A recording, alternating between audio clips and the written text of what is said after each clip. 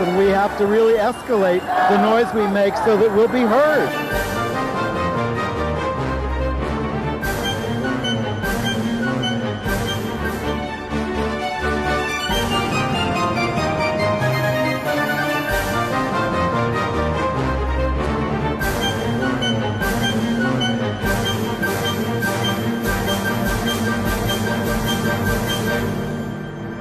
Welcome to Gay USA. I'm Andy Hum. I'm Ann Northrup, back from a week away. I first want to thank Chris Cooper, who did a great job filling in, as he always does. Thank you, Chris. And we start this week with the very sad news that our friend Gilbert Baker, a pioneering gay activist, the guy who created the rainbow flag and spread it around the world, has died at the age of 65. We don't usually festoon ourselves with rainbows, but in Gilbert's honor, we have the rainbow tie, the rainbow scarf, the rainbow little necklace here. Thank you, Tommy, in West Virginia, for that. Yes. In other news, of course, breaking news, for the first time, a federal appeals court has ruled that discrimination in employment based on sexual orientation is sex discrimination under the Civil Rights Act of 1964. That is a big, big ruling. Huge. And a real setback in North Carolina, where the Democratic governor, Roy Cooper, who got a lot of our money to get elected, sold us out and signed anti-LGBT legislation under the pretense of repealing HB 2 in order to appease the NCAA and other things. It's a real horror show down there. Yeah. But we'll have better news from other states. And then a sort of conundrum. The nominee to head the Air Force Academy is an out lesbian, but Trump's pick for Secretary of the Army is a notorious anti-LGBT bigot. And so is the head of the Senate in Puerto Rico, who rescinded protections for transgender people. And awful news out of Chechnya, Russia, where authorities are said to be rounding up and killing gay men.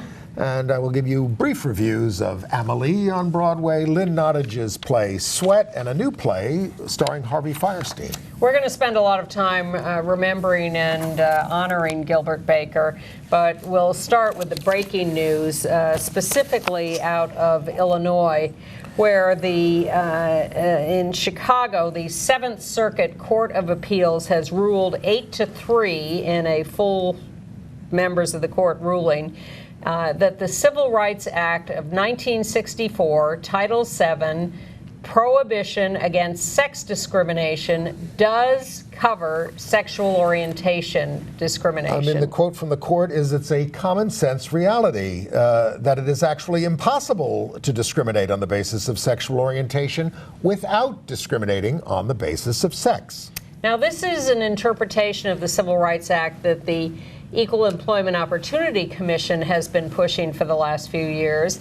But and they started with transgender people. Yes. And that actually has caught on. That was easier. That has caught on around the country in various circuits. But it's been hard to convince courts of the worth of the argument that sexual orientation discrimination is sex discrimination.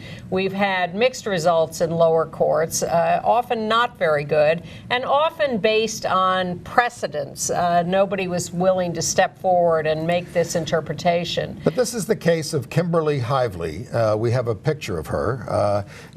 She was working at a place called Ivy Tech Community College, is Yes, math professor. This is in South Bend, Indiana. Now, the thing is, Indiana is the only part of the Seventh Circuit where sexual orientation discrimination is not covered. Seventh Circuit covers Illinois, Wisconsin, and Indiana, and Illinois and Wisconsin have state laws that prohibit discrimination on the basis of sexual orientation. Wisconsin had the first one in the country in 1985, first state. But Indiana does not, thus the need to make this groundbreaking win in the courts. So the first part of the district court, a three-judge panel turned her down, and she lost at that level. So she appealed with the help of Lambda Legal Defense. This is a huge win for Lambda. Congratulations and thank you to them. Went to the larger version of the Seventh Circuit, the full version, the en banc version of 11 judges. And they have ruled 8-3 in a decision written by Chief Justice Diane Wood, who was a Clinton appointee and was on Obama's short list of potential Supreme Court nominees.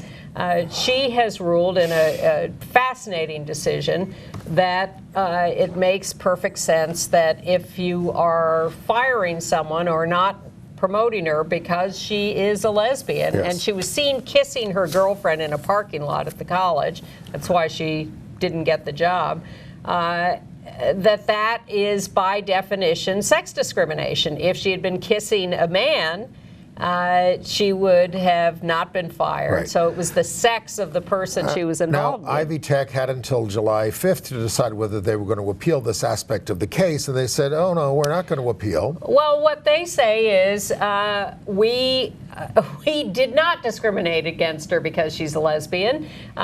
We didn't promote her to a full-time job and eventually didn't renew her contract because of other reasons. We're not in favor of discriminating on the basis of sexual orientation, so we're not appealing this ruling. What we're going to do, because this ruling didn't give a big win to Kimberly, what it said was she can go to trial on the basis of being discriminated against this way. So she now has to prove that she was discriminated against on the basis of her sexual orientation. Exactly, which the college says is not what they did. So that will play out in a trial where each side tries to prove the other wrong.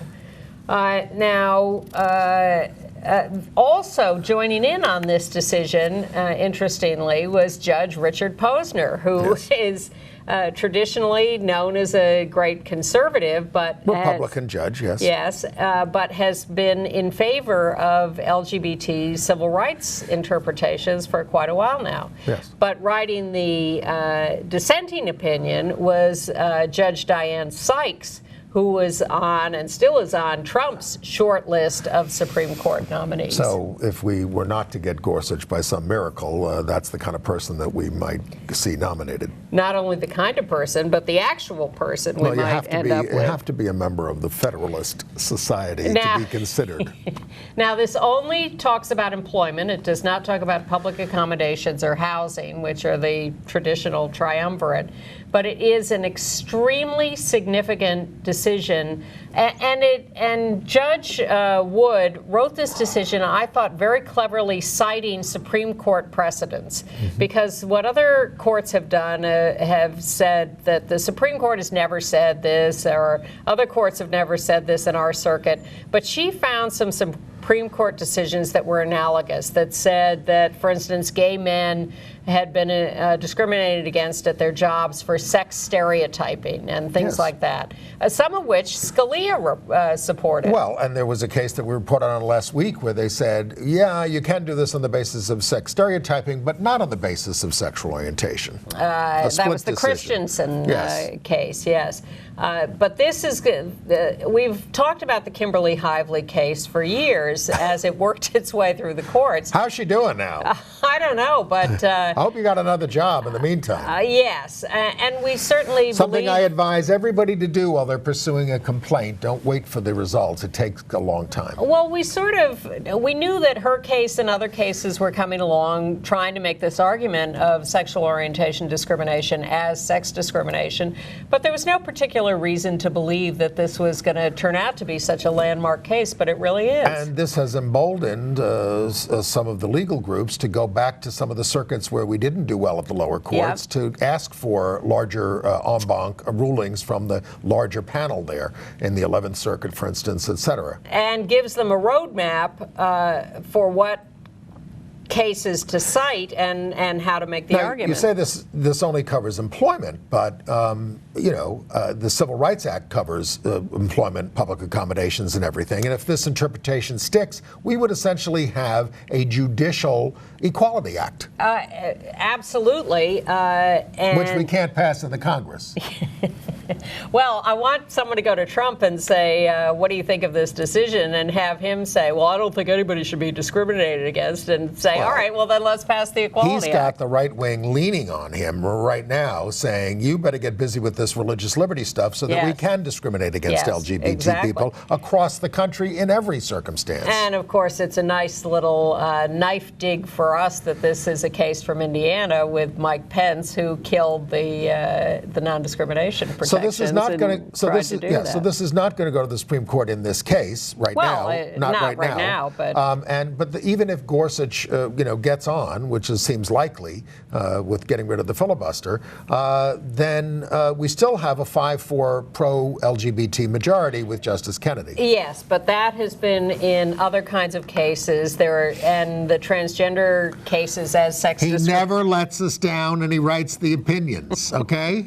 Relax. I don't know. We never should relax. I don't relax. We never relax. I don't relax.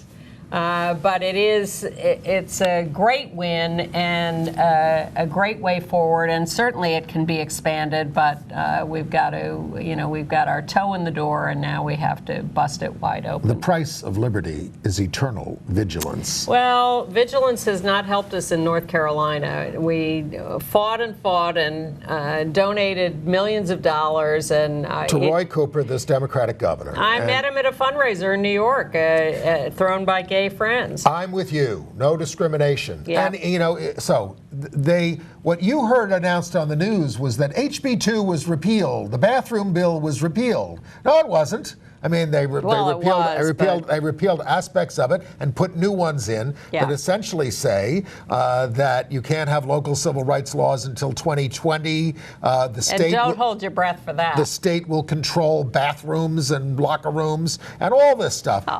They just replaced one law with another. Yes. And it wasn't just on the news. I heard Bill Maher say it. I've heard it elsewhere. And immediately, first of all, the Atlantic Coast Conference said, "Oh, okay, we're back," and the local Chamber of Commerce said, "We're open for business again," and the NCAA also said in a nuanced statement, we have reluctantly decided to drop our ban, and we will consider putting championship games in North Carolina. Which I hate to say it, folks, but it just shows you how little juice the LGBT movement has if we couldn't keep these corporations and associations in line. The boycott is still on. Well, here's what I'm waiting for, because they did forbid the non-discrimination laws, and this after suckering Charlotte into getting rid of its law. Yes. So I think existing laws in other towns stand, but no new ones can pass until at least then. And as I say, I'm not holding my breath for ever allowing them. But Charlotte's is gone, and they can't do a new one. Then the other thing is the trans bathroom stuff, which the state legislature now controls. So what's going to happen when the state legislature passes a new law any second now that reinstates the ban on trans people using the bathroom appropriate to their lived gender identity? Will the NCAA say, oh, I see, so they're still doing that, we won't go back in there? Well, look, the NAACP condemns this deal. All the major civil rights groups have condemned this deal. I say bail on them, just like Bill O'Reilly advertisers. Well, you say it and I say it, but the question is, what are these organizations going to do? Former Governor McCrory is doing a victory dance over this and saying this sure shows HRC. He said it's not Cooper said it was, by the way, it wasn't a perfect deal or his preferred solution, but they won. The other side won on this case. All right. Enough of all that.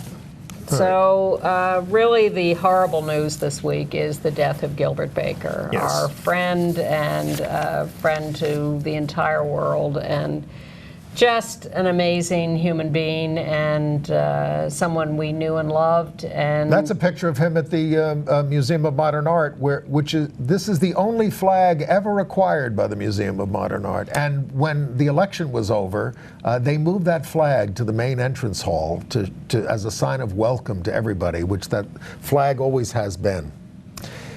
You know, he was an amazing guy. It was a total shock to us. He died in his sleep. Apparently had a heart attack. Yeah. You know, we just talked to him a couple of weeks ago. We're comrades with him on the front lines here. Look, I was away last week, out of town. I came home late Sunday night. I listened to my phone messages, and there was a message from Gilbert. Yeah, because he was always on the case. He was always working. He was working on Stonewall 50, which is in 2019. Yes. And I'm told he was really looked to on that committee for leadership, and now he's gone from that. He had just sewn 39 flags, which now have it's a new flag with 8 stripes. Nine Stripes, and it's going to be in an exhibit in San Francisco that was planned. Look, he wasn't just the Betsy Ross of the community. You know, he was a frontline activist. He came and held up these banners with us. He was at all these demonstrations. He never stopped sewing. And you know, of course, he got his start in San Francisco. That's where he got the idea for the flag. He was an artist. Yes. And he was asked by, I guess, Cleve Jones and Harvey Milk to make a symbol because he was an artist. And he had seen the bicentennial 2 years earlier with American flags all over the place, and he got the idea that what we needed was a flag. He said, we're not a nation, but we are a people. Yes. And that was his inspiration. And when he did it, and he said, he knew this was going to consume his life and that this was going to be the most important thing that he ever did. When they put that flag up on Gay Freedom Day on the top of City Hall in San Francisco. And that was 1978. The flag is only 39 years old as a symbol of the LGBTQ community. And that, it feels like it's been around forever. Forever. It does, but we're going to tell you a little bit more about the story of how it all came about. We have a video of Gilbert that we'd like to show, just so you can hear his voice. This is from the PBS series In the Life, and so here's about 5.5 minutes of Gilbert and his story. In 1978, Gilbert Baker created the universally recognized rainbow flag, a symbol that has become a rallying tool and a declaration of pride for our community. I lived in San Francisco, and in 1978 it was an incredible place to be. It was a time of incredible empowerment and political organizing and community building and artistic expression. Really, up until the rainbow flag, the pink triangle was the dominant symbol that we used. But it came from the Nazis. It was put on us, and you know, it had a really horrible negative origin about murder and Holocaust. I didn't even think twice about what the flag would be. A rainbow fit us. It is from nature. It connects us to all the colors of sexuality and all the diversity in our community. The original flag had 8 colors, you know, the pink for sex, red for life, orange for healing, yellow for sun, green for nature, turquoise for magic, blue for serenity, and purple for the spirit. That was the hippie 1978 meanings for the thing. Gilbert and Cleve Jones, they went to the parade committee with a proposal that they needed to do some big symbol, and they proposed doing a flag. We made it at the Gay Community Center in San Francisco. Just an amazing process of, you know, 1,000 yards of cotton that we had to wash several times to get the sizing out, and then natural organic dyes that stain you forever when you're using them, but make the most beautiful, vivid colors. And then the fabric, very thin cotton that lasted about, you know, a week. But looked like silk, and you know, endless hours of ironing and the sewing, of course, you know, on a little machine, stitch, stitch, stitch. Oh, it was breathtaking. I'll never forget it. It was at United Nations Plaza in San Francisco Civic Center. It was Gay Pride, June 1978. It went up publicly on a big flagpole, 30 by 60 foot, twice.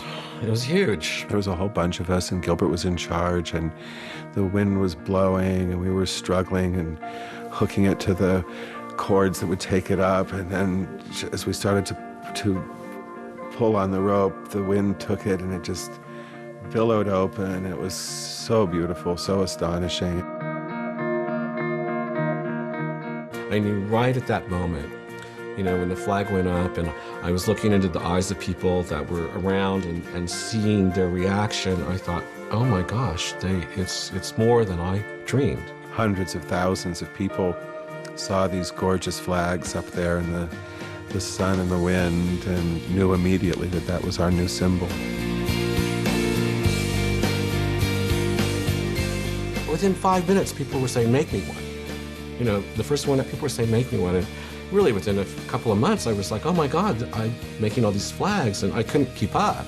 I ran out of pink fabric. I mean, I literally exhausted the entire supply of pink fabric. So I quickly compromised once I went into the flag industry to the 6-color version, as I call it, the commercial version. When Gilbert chose that symbol for the gay and lesbian movement, it sort of eclipsed, I think, any other uses of the rainbow, and everybody now really, you know, connects that to the gay and lesbian movement. When I did the mile-long flag in New York City, the event itself was a big celebration, Stonewall 25 in New York. It made headlines around the world.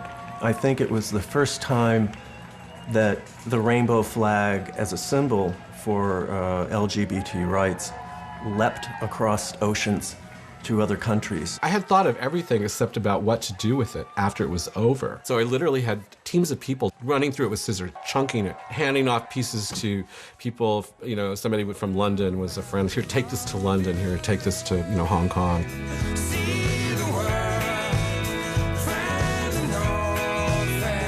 The very next year, pieces of that flag were marched in Cuba, in China, all over Europe, South America.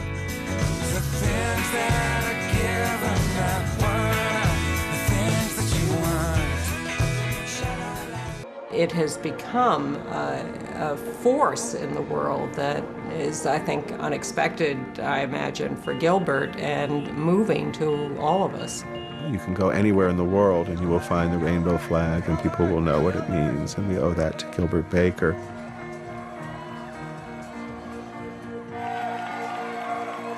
Together, we're changing our world, our planet, from a place of hate and violence and war to a place of love and diversity and acceptance. And that is why we're here. I mean, that's the big long rainbow from before me to well after me.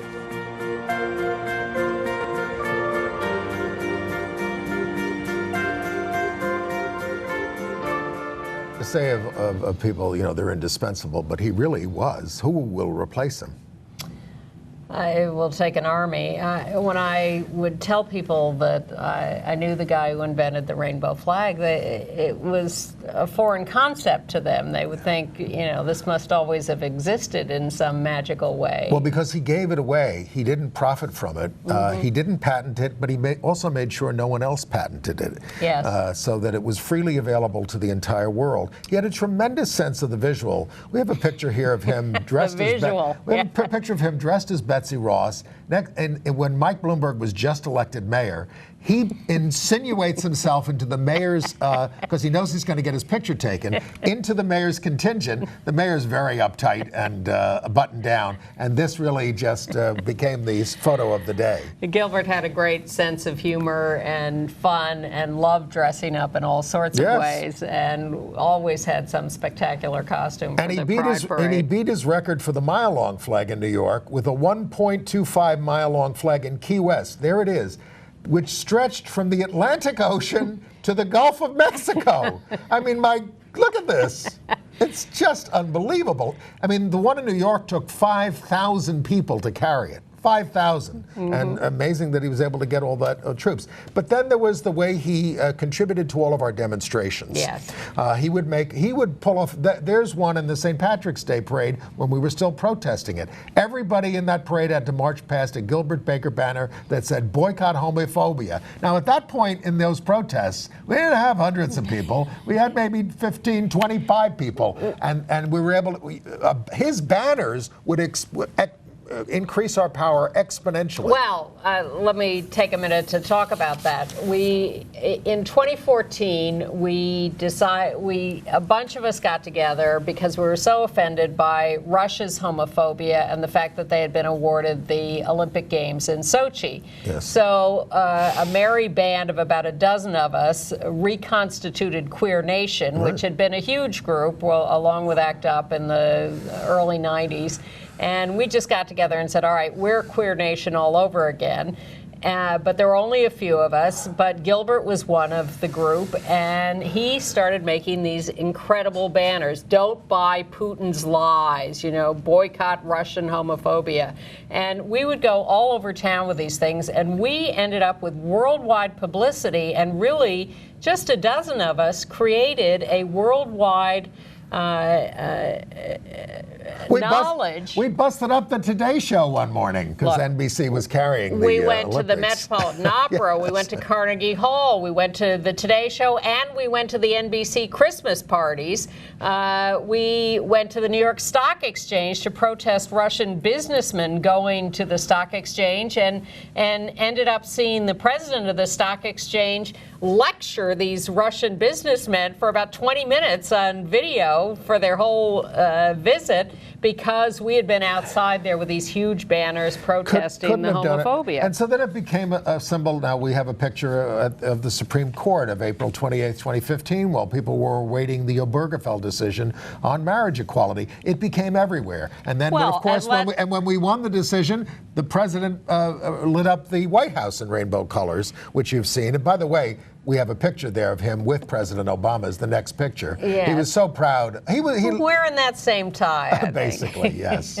But you cannot, if you Google anything like gay Moldova, there will be rainbow flags as part of that. It is the worldwide symbol. It is the absolute epitome of everything we are and are about. This was after the Pulse massacre. He had made a banner called "It's Not Over," meaning we've won marriage and we've won all these things, but our movement is not over. And the Pulse thing certainly drove that home. And there he was with this banner, "It's Not Over." Yeah, he's in the middle there in the sunglasses, in the beard, the back black shirt. Now, these banners are 20, 30, 50 feet long. 60 feet long. He made them. Yes. He sat at his sewing machine at home and made probably 24 of these banners in the last few years for our Queer Nation and other demonstrations. And the last one we're going to show is his Pussy Power banner. That's it, the little orange banner over the overpass on 42nd Street during the Women's Equality March the day after the inauguration. Now, that was made for an anti-Putin demonstration. It was, because they had put Pussy Riot in jail. And he called me a few months ago and said, would you keep this for safekeeping? So Ms. Northrup pulls it out, and we paraded it all over town, but when you held it up there over the overpass, literally hundreds, tens of thousands of people cheered wildly when they saw that banner on that overpass. Well, it was certainly a coincidence that it worked for that. because of President grab him by the pussy. But it was not without Gilbert's magic that that would happen. Now, Gilbert, the rainbow flag was acquired by the Museum of Modern Art in 2015, was displayed after the November election last year as the sign of protest. Gilbert, at his death, was lobbying for a huge flagpole in Greenwich Village with a rainbow flag. Well, the governor has a memorial contest after the Pulse massacre. That may become just like in San Francisco, where they have a 70-foot pole with the flag flying all the time in Harvey Milk Plaza. And that flag, by the way, is Gilbert never wanted it flown at half-staff. I would argue that with apparently him. It has been lowered a couple of times, Yeah. but it wasn't lowered for Gilbert at his request when they had the memorial service for him in the vigil for him after his death. Now, Gilbert was a consultant on the Milk movie, and he was portrayed, of course, in When We Rise on ABC recently. As a young man and an older man. Yeah, and he thought the portrayal was a little fey, as did I. But he also said that the character was wearing things he would never wear. He said, I would have worn something much more fabulous, he said. Well, a lot of his artifacts were used in the Milk movie. And Gilbert was part of the World Pride celebrations in 2000 at the Vatican and in Rome and in Jerusalem and Toronto. He was a Grand Marshal of parades all over, including his hometown of Wichita, Kansas. Bear with me on this, but when Sir Christopher Wren, when you go to the St. Paul's Cathedral, architect Sir Christopher Wren, there's a plaque there that says, if you seek his memorial, look around you. And I would say the same thing about Gilbert. You can just look around. And what I would say about Gilbert And is you that see he was a sweetheart. He was a nice guy. He was a positive guy. The rainbow flag is a positive symbol. There are many angry resistance symbols all over the world, and that we've all used for many years in many ways. But the flag and Gilbert were meant to be positive. Now, Gilbert had what I would call a childlike delight in being celebrated himself. Yes. He would call me regularly and say, I'm going to be the Grand Marshal in Wichita, or I'm going to be the Grand Marshal in Toronto. Well, he's from Kansas. Yes, it was his hometown, or I'm involved in the Milk movie, or whatever. And but it was all very innocent, and it was all just joy. And he didn't make a penny off the flag, and he was far from a rich guy. He was just a very poor guy who got by day. He had a stroke a few years ago, just not a major stroke, but he had to struggle back from that. And he was just, it was always wonderful to talk to him, wonderful to work with him, very terrific, generous, smart guy, and I just can't believe that he's gone. I will miss him hugely as a friend and as a human being, and the world is just bereft with his talents gone. One little clip from Key West. We just want to show a couple of seconds of this about the rainbow flag there. It's just a diverse symbol for all humankind, all mankind, and womankind. These colors represent the promise. The promise, that nothing is going to happen to us again. Our mission as gay people, as out gay people, was to give other gay people hope. And the rainbow flag, I like to believe, is a symbol of hope and freedom and liberation. And he said everybody can be an activist, but you have to start by being honest with yourself about it, about who you are and what this is all about. And that you have to work with community. Yes. And that's all You have to find other people like yourself. And he did work with us, but he did almost all that sewing himself in many cases. And loved being a vexillologist, which was a flag person. Yes. All right, well, we'll tell you about a memorial service when we hear about it. Probably in June. And they'll be doing something in San Francisco, too, I'm sure. Well, they did a candlelight vigil immediately, and in other places, too. And it was worldwide news. I was happy about that. On the BBC, everywhere. CNN, all of that. But there will be a memorial in New York in June, and we'll give you the details. I'll include my full story in the Gay City News as a link in this week's message that we sent to you. Yes, you wrote a beautiful obituary. Thank you. Very Thank comprehensive you. Well, I loved and it. good. Yeah, me too. Okay. All right, back to the regular news. Let's go to Lubbock, Texas, back to court hearings. Okay.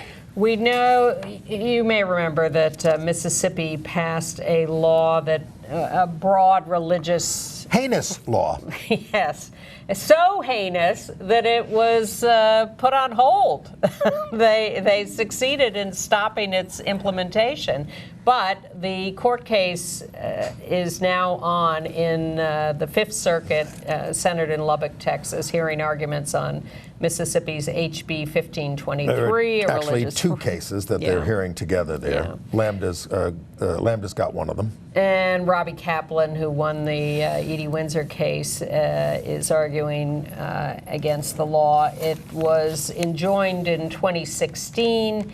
It specifically targets the LGBT community for discrimination and says, if you have a religious objection to LGBT people, you are allowed to discriminate. So one case is a challenge on the basis of the Establishment Clause. You can't establish a religion, and the other one is an equal protection challenge. Yeah, we'll see where all that goes. All right. In Michigan, also in the legal realm, former Assistant Attorney General Andrew Shervill has lost his law license. He was the guy who was just psychotically stalking and harassing a gay guy who was a student official at the University of Michigan.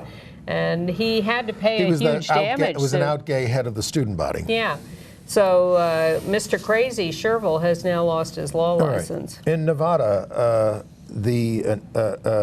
there were 2 bills passed by the Senate. The first would ban conversion therapy for LGBT youth under the age of 18, and the other would require specialized training for foster parents of an LGBT child. And this actually got some Republican support, because they said, sure, everybody should understand what's going on. In Arkansas, the legislative session has ended with none of the bad anti-LGBT bills passing, including a proposed anti-trans bathroom bill. The Republican governor there, Asa Hutchinson, wasn't keen on this, nor were the business leaders. In New Hampshire, a House committee voted against banning gay conversion therapy. It had been passed by the Senate, but the House claims that it went too far and barred all talk of sexuality by medical professionals. I'm not sure whether that was just an excuse or legitimate.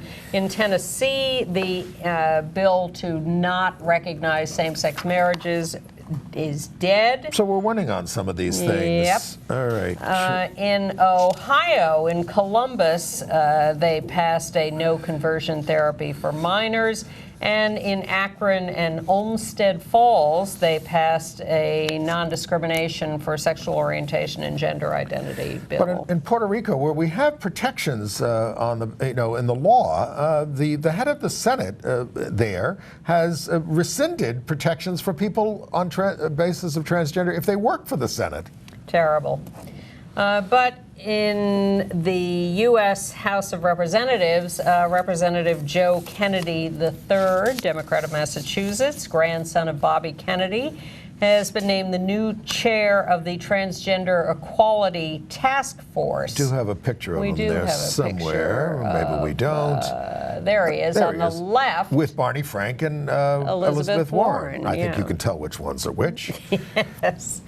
In Arizona, in Phoenix, they were having the annual Pride Parade, and it was interrupted by a group called Trans Queer Pueblo. You can see their sign, no justice, no pride. This got quite confrontational. Yes.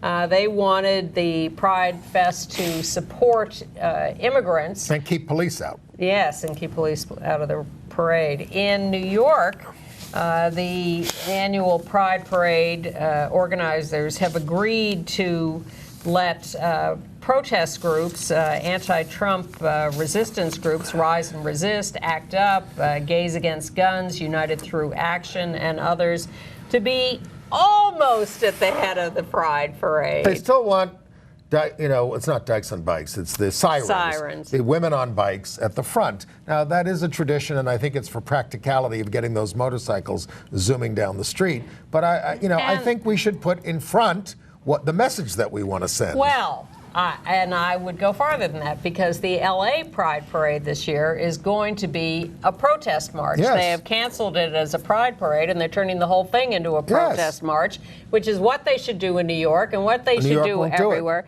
New York is just saying, well, we'll make this section and then we'll have all our corporate floats and our little groups. Hey, folks, the woods are burning, all right? We're losing the country. I mean that. We've got to get a little bit more excited about this and a little more agitated. Now, I mean, you watch the news every day and you do see, the Trump administration seems to be falling apart, but they're doing a tremendous amount of damage, which we will get to. Exactly. Now, the New York Pride Parade is June 25th. 2 weeks earlier, there is supposed to be this march on Washington on the 11th, which is also when the LA Pride Parade is, so that's part of why they changed. And my last message from Gilbert was, let's talk about this Washington parade, protest march and what that's going to be. I think that was when they were going to have the Washington Pride anyway. So I think the thing is, just politicize your pride marches, because we have a big agenda out there now. Well, definitely. But I think what they're trying to do is a protest march in Washington on June 11th and protest marches across the country on that date. So perhaps we will have a protest march in New York on June 11th, 2 weeks before Who will make our banner? the meaningless Pride Parade. Who will make our banner? Go ahead, yell at me. All right. We have many that we can recycle, as we have already proved. In Akron, they passed their LGBT rights ordinance. I believe we covered that? just mentioned that. I'm sorry. In Washington. And they're having their first Pride March this year. Okay. How's that? And last week you mentioned March 31st was the Trans Day of Visibility, and one World Trade Center here in New York was lit up with the colors of the trans community, the blue and pink and white. And the governor of New York retweeted a picture of it. Well, I wish you could get universal health care passed here in New York. They passed it in the Assembly overwhelmingly, and it's blocked in the Senate here, which is, even though we have get into it, but no, I should get into it. We have a majority of Democrats, but some of them caucus with Republicans, and that blocks bills. Governor Cuomo, you got to stop this if you're the leader of the party, so we can have universal health insurance in New York.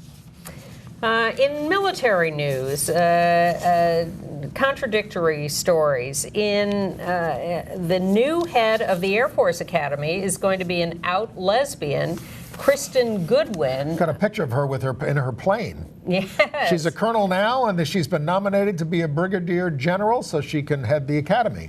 Now, we don't know anything about her politics, but the Air Force Academy has had a lot of trouble over recent years because they are full of these right-wing chaplains who have been preaching anti-LGBT stuff. And there's been this sexual harassment stuff that's been going on, too. Absolutely. So I think that's one of the reasons they need a woman to clean it up. Nonetheless, I am astonished that she is being nominated, and I have no idea how that was accomplished because the Trump administration is rumored to be about to appoint as Secretary of the Army this state senator from Tennessee, Mark Green, who is a notorious homophobe. You know, he's the author of SB 127, which would give businesses unlimited rights to discriminate against LGBT people. He's a horror show. And lots of other anti-LGBT And we're laws. losing an out-gay Secretary of the Army, Eric Fanning. It's a 180-degree turn, very depressing. Plus, you know, Trump always does these, you know, meetings in the White House where how pro-woman they are. Well, they just rescinded a bunch of Obama executive orders on fair labor practices, many of which affect women. Yes, fair pay stuff. Yeah, exactly. So it's just a lie. It's a sham. But Ivanka just yes, and I hope it won't work. Ivanka just sits there in an interview with Gayle King, and in her whispery voice says, "I speak up. You know, I tell the truth. My dad." Oh God. Meanwhile, you talked last week about the LGBT questions that had been proposed but then not put in the census for 2020 and the American Community Survey. Now, there's Gary Gates, the Williams Institute researcher, says that that story's a little overblown, that they really weren't, those questions weren't in there in the first place. I said, yeah. I mean, Yeah. we had only been working up to this. It was on schedule to happen, Right. and the Trump administration stopped it. And there are substantive questions in the American Community Survey, so we'll see whether those survive or have been taken out. Well, the Census Bureau is actually saying there's no need for this data. I don't know what the hell that means. Well, that's ridiculous. We'd like to be counted. But Representative Adam Schiff, who you've seen all over the place as the leading Democrat on the Intel Committee investigating all the Russia stuff, found a few minutes in the midst of that to say to the White House, hey, what's with these LGBT questions? We do need this data. Adam Schiff, the one that right-winger Alex Jones keeps attracting as that F word. Yes. Calls him a big faggot on his radio show all the time. And worse. And Congress this week narrowly passed that bill to defund Planned Parenthood, to make it easier to defund Planned Parenthood. They had to bring Mike Pence in to vote because there were some Republicans who voted against it. Susan Collins of Maine and Lisa Murkowski of Alaska. A couple of stories of violence in Brooklyn. A gay man was assaulted on the subway, like on his way to work. Horrible thing. And in that case of the The African-American guy who was beat up by the Orthodox Jews, and the guy was convicted. Yes. The guy's now out again. The guy who was convicted of the crime is out again on appeal, which never happens in a case like this. Yes. And in Madison, Wisconsin, Andrew story. Nesbitt, 46 years I have a old. picture of him. 6 years ago, he was assaulted viciously in a gay bashing. Outside a gay bar in 2011. And now he's been stabbed to death. In his apartment, yes. They have apprehended a 23-year-old suspect, Eric Anderson. Terrible. We also mourn the death of a legendary New York City drag performer, Sweetie. Yes. Well, died of cancer, was a famously legendary performer at Boy Bar and Pyramid Club, and was in the movie To Wong Foo. Thanks for Everything, Julie Newmar, was a feisty hooker in RuPaul's indie flick Star Booty, and on stage was in Wig Out, Tarell Alvin McCraney's off-Broadway hit. Yeah. Sweetie was a persona created by Daniel Booth, who was a gifted actor, writer, and artist, and who made a profound impact on everyone lucky enough to know him. We got a lot of emails about this from people who really, Michael Musto was very broken up about this. So goodbye, Sweetie, and thank you for your art. And congratulations to our friend and colleague Kate Barnhart and her organization New Alternatives for LGBT Homeless Youth, on whose board Andrew J. Hum serves. They were one of 5 agencies out of 500 to win a Community Action Award from The Atlantic magazine and Allstate Insurance, along with $20,000, a renewal award. Which is a lot for New Alternatives, because it's mostly run by volunteers. A lot of you participate in it, help with the Christmas celebration there. And we also lost the PFLAG pioneer, Michael Cepek, C-E-P-E-K, who had been a former president of Parents and Friends of Lesbians and Gays, national president, and a longtime activist. All right. International news? Well, let's do that. Russia is at the top of the news in the LGBT community, too, because it turns out that Chechnya, government officials are said to be arresting gay men there, more than 100. Well, people have been vanishing. 2 television reporters, a waiter, they went missing. They range in age from 16 to 50, and apparently 3 of them have turned up dead. At least. And they're being entrapped online, and otherwise activists here had been pressuring the U.S. State Department to say something. They finally did. The local officials deny it, but even the Kremlin spokesperson said, well, we don't know how far this information corresponds with reality, but we're going to look into it. Well, they say. Yeah, here's what they said. There are no gay people in Chechnya, and if they were, we wouldn't have to be arresting them because their families would be killing them.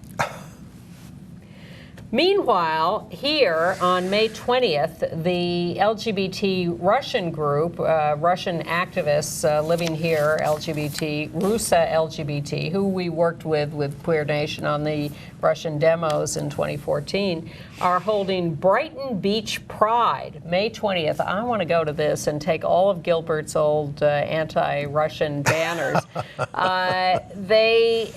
Brighton Beach is a famously Russian immigrant community in New York City, in Brooklyn, and the Russian LGBT group wants to hold a pride parade there.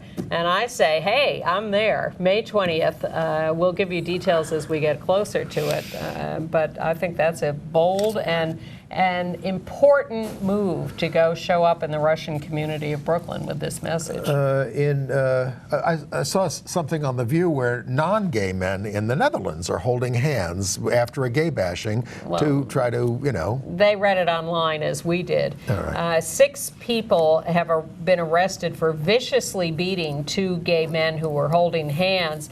They beat them up with bolt cutters, knocking out 4 teeth of one of them. A really horrible attack. So this is become an important story in the Netherlands, and now men all over the Netherlands are holding hands, posting pictures on Facebook and everything. It's become a whole of course, the Netherlands has made an issue about, look, you're going to come to. So I don't know who did this beating, but some, so they say, 2 14-year-olds, 3 16-year-olds, and 1 20-year-old. And the Netherlands talks about our values include tolerance for, not tolerance, acceptance of gay people. Yeah. And Trump talks that way sometimes. If you're going to come here, you've got to accept our values. And then he engages in all this anti-gay bigotry, which, works against us.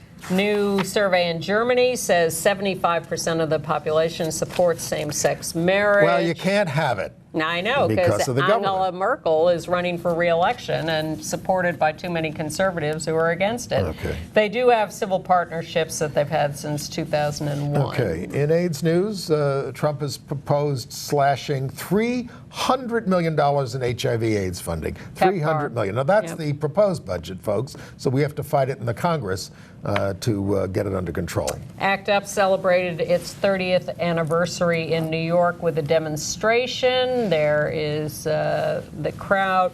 The demands are 30 years. We were there in the beginning. Yeah, and the demands are similar to what they were 30 years ago. Defend and expand access. To health care and coverage, and find a cure, and the criminalization. It hasn't ended. Okay. And April is STD Awareness Month. And what you should be aware of is that chlamydia, gonorrhea, and syphilis cases are rising. You want to hear some play reviews? Sure. Well, I was very much looking forward to Lynn Nottage's Sweat, which is about, people in a union town who were, in a bar, but it's under assault and jobs are going to Mexico and all that kind of stuff.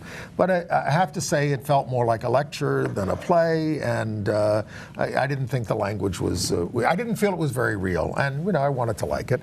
That's too bad. And I was also disappointed in, Martin Sherman wrote Bent years ago. I thought that was terrific. Love that. He's got a new play called Gently Down the Stream at the Public Theater. There's Harvey Fierstein, and he's a New Orleans guy in London who's a piano player, and this young guy falls in love with him, Gabriel Ebert. He never takes much joy in this relationship. He's always nervous about it because this guy is so much younger and all these kinds of things. I'd be nervous too. And it also literally felt like a lecture because they'd often come to the front of the stage and just tell stories on the pretext that they were being videoed about gay history and things like that. And it has something to do with the upstairs lounge fire. But again, I just didn't think it worked organically as a play. I think the performers are terrific.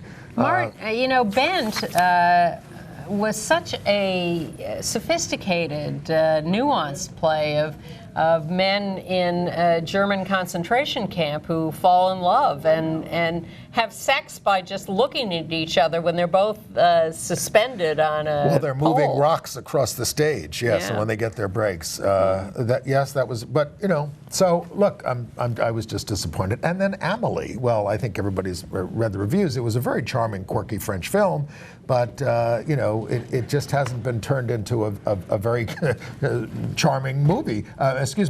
Musical, although Randy Blair plays multiple roles, including Elton John, and my friend Robin loved the whole thing, but maybe I think with everything that's going on in the world, I am less diverted by the theater. It's very hard in the last few days to be lighthearted about anything. Yes. I'm happy to see that GLAAD at its annual awards named Moonlight Outstanding Film. I continue to think that was the best film of last year and continue to urge those of you who haven't seen it to see it, although I worry that I've oversold it so much that not everybody is going to jump up and down. I mean, some people I've recommended it to have just loved it and said thank you, and others have said, well, I didn't quite think it was. I loved it. And if you really want to face reality, you're recommending that we take a look at HBO On Demand and go look at Cries from Syria. I saw a little bit of it. It's hard to watch. It is, but it's so important and so it's so compelling. So compelling. Cries from Syria on HBO On Demand. And I went to a memorial service for Peter Schaffer, the famous playwright who died at the age of 90 back in June. And, he wrote Equus, he wrote Amadeus, he won an Oscar for that also when there was the film version. And, we speculated, was he gay? Because it wasn't in his obituary. Well, he had three long-term relationships with men when he was alive. And one of them got up, a guy named... It's nobody's business. Well, a guy named...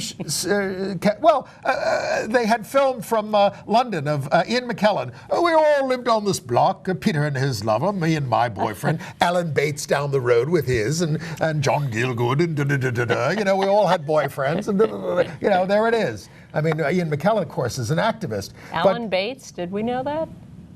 Oh, God, yes. Okay. Oh, God, yes. I haven't been paying attention. But Kevin Shakady, I hope I didn't say your name wrong, he wore a rainbow tie and spoke about his personal life and how Equus, you remember the play, we came out of the horses and the stabbing of the horses, and it was all about a psychiatrist, trying to rid this boy of his specialness, which was what led to this craziness. And is that a good thing? And this became a big discussion in society. And he thinks it played a big role in the whole opening up of things on gay stuff.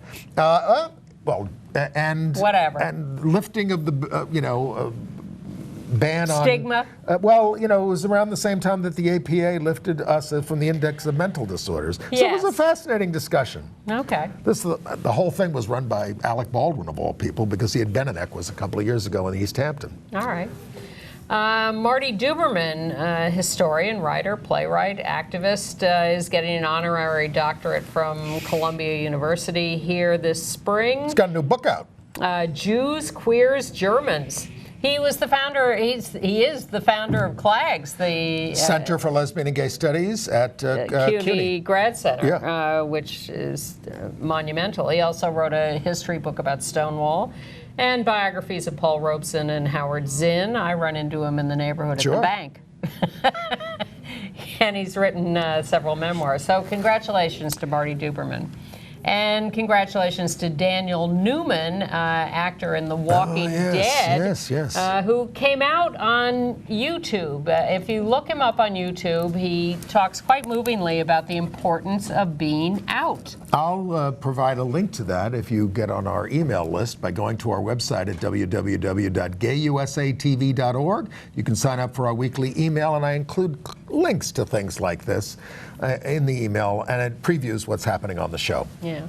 ABC is canceling its sitcom The Real O'Neills. It ran for 2 seasons. I watched the first one and didn't like it, so I didn't keep watching it. But they had a gay son, and it was considered a little cheeky. Yeah.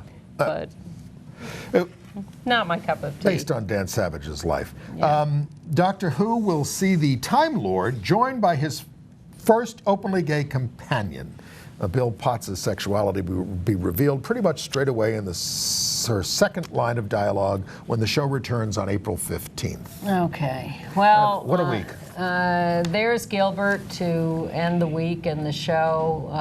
Miss him so much already. Tremendously, and thank him so much for all his work. He couldn't have been more important to the LGBTQ movement. And he lived a full and rich life, and we'll miss him forever. Time for the rest of us to pick up the slack. And we will see you next week. Bye-bye.